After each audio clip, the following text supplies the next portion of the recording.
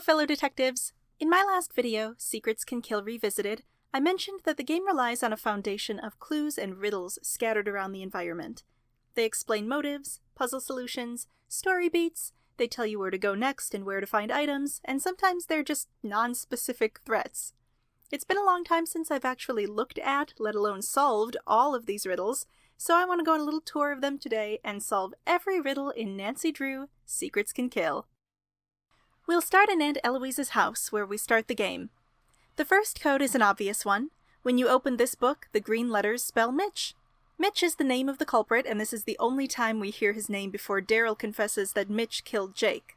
It might be the first riddle you look at, too, which just makes it even more confusing. There's no way you could possibly infer who Mitch might be from this clue. You don't know he exists. The next one is in the encyclopedia next to the TV.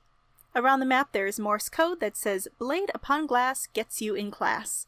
This is a hint for getting into the teacher's lounge by using a knife to cut out the window. Those are the only two codes in Aunt Eloise's house, so we'll head to the diner next. The menu board behind the counter spells "Soup Ladle Bolt Cutter" in red letters. This is a hint for getting the bolt cutters in the diner by replacing them with a soup ladle to plug the gas leak. In the kitchen where you get the bolt cutters, there's a cipher on this calendar. This is an A1Z26 cipher, meaning 1 represents A, 2 B, and so on. This message reads, "Jake's fate happened deliberately. Gravity was not his worst enemy." Pretty straightforward. Jake's death wasn't an accidental fall. Back in the dining room, there are color-coded letters in the menu. The red letters spell danger, and the purple letters spell sabotage. The wordy Canaan jukebox spells Nancy Drew backwards. And the mini jukebox on the table highlights the letters that spell Jake. Also, Ned's mustard is here. That's not a code, and I don't know if it's an Easter egg, but I'll pretend it is. That's it for the diner. Most of the riddles are at the school. We'll start in the library and leave those pesky bulletin boards for last. On the front desk in the library, there's an SAT prep form with the highlighted words that spell "Sabotage should cause concern, but with the gloves you will not burn." This refers to grabbing the gloves out of the toolbox before you touch the boiler in the basement trap. The dedication plaque honors Principal Robeel Moore Rodo. This is an anagram of boiler room door, and the dedication date 6683 will spell note when you look at a phone. Note is the combination for the boiler room keypad. Speaking of phone codes, the blue hand signs in this ASL book highlight 5253, which you can use to spell Jake on a phone. If that was too complicated, the signs on the next page spell Jake. This book on dream symbolism has some color-coded letters that spell "Don't run, Nancy." All of the symbols in this book are also themes you encounter in the game. The symbolism is also very basic. I wonder what deep psychology is behind my dream about searching for something. Could it be trying to find something? This is another color-coded rhyme. The blue letters spell the first phrase, the green letters spell the second, and you get "The bolt cutter you must take, or you could be the next Jake," referring back to collecting the bolt cutters at the diner.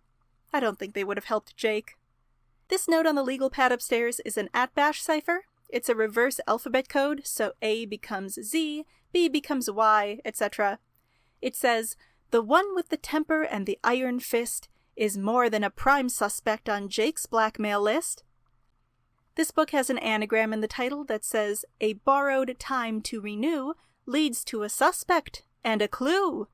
This refers to the library book Hal plagiarized his essay from.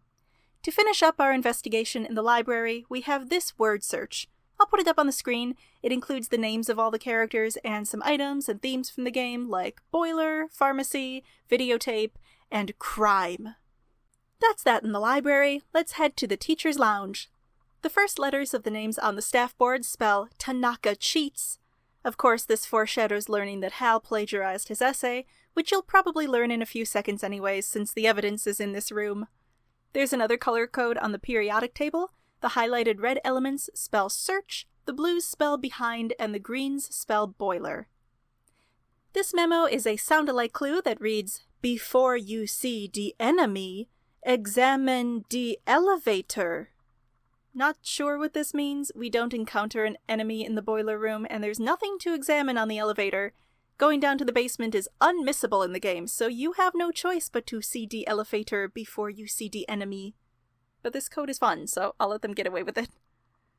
The outline of this map spells a trophy was not the only prize, but also money of a greater size, referring to Connie entering the male judo tournament because it paid more.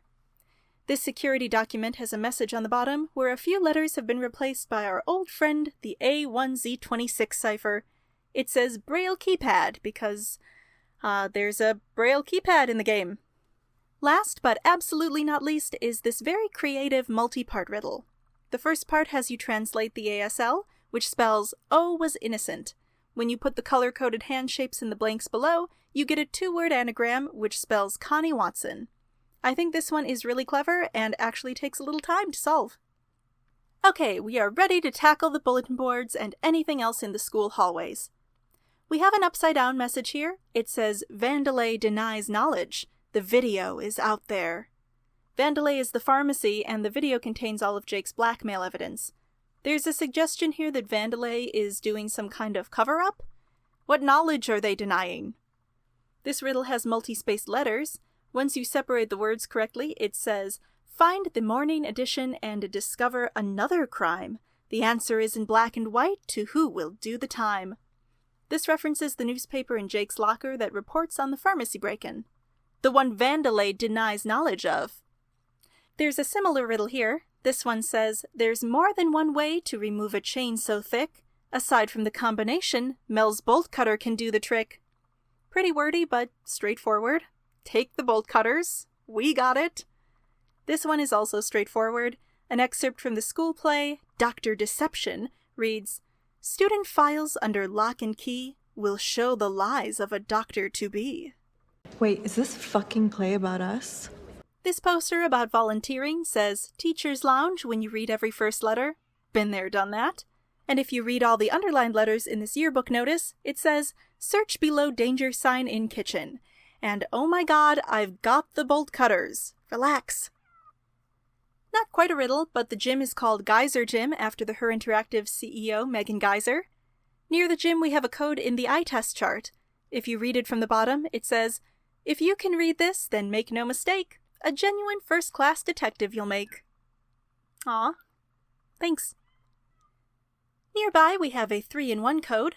One is mirrored and upside down, and one is upside down and backwards. One says, a symbol of kanji worn with great pride reflects a big secret that someone must hide. One says, he did what it took to make the grade, even if it meant cheating to keep up his charade. The third one just says, nowhere to turn to, nowhere to hide, let the books in the library be your answer guide. So 2 clues about motive, and then one just, look in the library. We already did, and we did find our answer guide. We have another mirrored message here. It says, Jake's locker combo was part of his fame. Just find a phone to decode his name. They really wanted to make sure we knew how to spell Jake's name on a phone. We have 3 notes left that foreshadow the end of the game. This one is bisected through each line. It reads, a crane contest in a masked disguise won the prize money despite all the lies. The ultimate hangout in the center of everything is the place you need to go to set up the final sting. This one is upside down, and it says, in the face of danger against a killer, if you dare, a very unlikely couple could be a helpful pair. And finally, this one, upside down and mirrored, says, when things go astray, tonight at Vandelay, it will not help to run, so you must grab the gun. Very dramatic. As a scavenger hunt on its own, it's actually pretty fun to do all of these. I do stand by my commentary in my original Secrets Can Kill video. Decrypting these things is more trouble than it's worth in terms of how much information you get. If I wasn't on a mission to see them all, I wouldn't bother to do them when I play. But there are a few instances where I will give it to the clues because I don't think the solution is very intuitive on its own. For example, cutting out a glass window to get into the teacher's lounge. I would prefer that instead of explaining to do this with a riddle, they just made it a little more logical, but it is what it is. By and large, the important information is already gotten through actual sleuthing. Learning everyone's motives, finding passwords, escaping the boiler room. Those are all things you're not going to miss, whether or not you saw a clue about it. If you really need to look at these riddles to figure out what's going on, the game probably hasn't done its job in telling the story. So my favorite clues are just the silly ones. They're there to enhance the atmosphere or give you a little Easter egg. I don't think they should be intrinsic to the story unless there's some narrative reason for them to exist. I say this because in the remastered version of this game, it actually is Jake who's leaving these clues, and they are in-universe meant to lead to his blackmail cache. But in this game, no character in the universe actually left these codes, they're just inexplicably there to keep nudging the player along, and that's not as interesting. But let me know if you love these clues, if you think it actually does enhance the game. Would you have liked Her Interactive to have kept adding these meta riddles to other games? And what was your favorite clue from Secrets Can Kill? Thanks so much for watching, and I'll see you on the next case.